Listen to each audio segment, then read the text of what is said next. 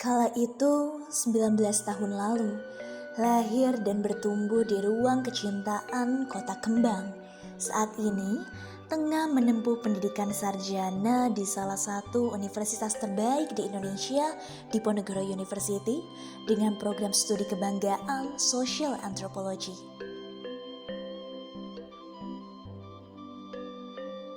Ditempa dalam keluarga yang sederhana, serta ibunda yang sangat menekankan untuk selalu membaca, menjadikan gadis ini menaruh kecintaannya terhadap dunia pendidikan.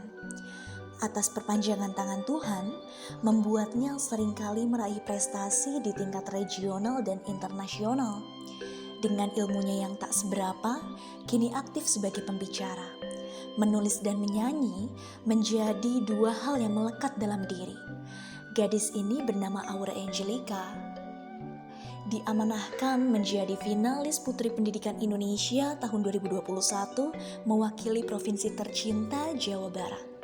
Doakan ya, semoga sosoknya dapat selalu menebar kebermanfaatan terlebih dari advokasi pendidikan yang telah dicanangkan.